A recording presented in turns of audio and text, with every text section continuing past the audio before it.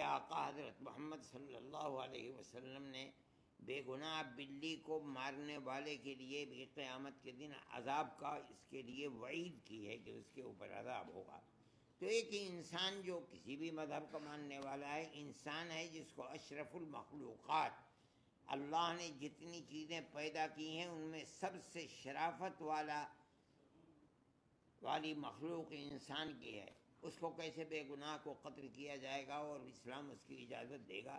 جو لوگ جاہل ہیں، نہیں جانتے کچھ، وہ جو جی چاہے کرتے ہیں، اور ہر مذہب کے جاہل ایک ہی طریقے کی بات کرتے ہیں، یہ بھی جاہل ہیں، انہوں نے جو کیا اس کی کوئی تائید نہیں، اسلام اس کی اجازت نہیں دیتا۔ اس طرح کی ایکشن ان کے خلاف ہونا چاہیے، جو قاتل ہے اسے قتل کیجیے۔ کئی لوگ قرآن شریف کا حوالہ دے کر یہ بات کرتے ہیں کہ کافر کو جہاں دیکھو مار دو۔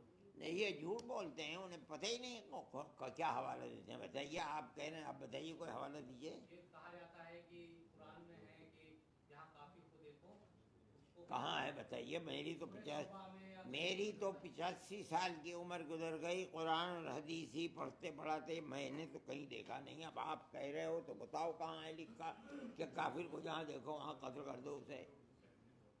بولو۔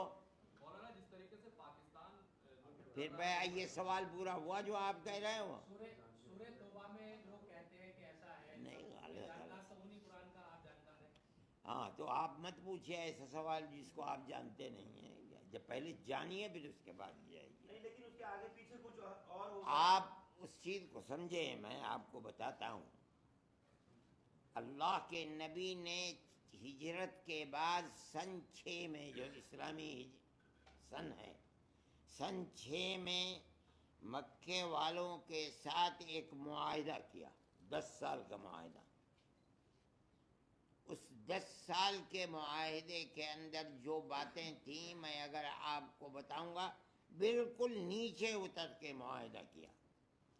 انہوں نے کہا کہ ہمارا کوئی آدمی تمہارے ہاں چلا جائے گا تمہیں واپس کرنا ہوگا، تمہارا کوئی آدمی ہمارے ہاں آئے گا ہم نہیں واپس کریں گے۔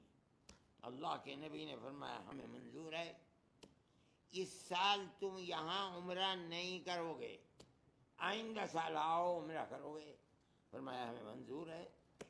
کہا جب آؤ گے 3 دن کے لیے رہو گے، کوئی ہتھیار تمہارے ساتھ نہیں رہے گا، کیا ہمیں منظور ہے؟ ہر چیز کو منظور کرتے کرتے صلح کر لی 6 مہینے کی، 10 سال کے لیے۔ 2 سال بھی نہیں گزرے، انہوں نے مکے کے لوگوں نے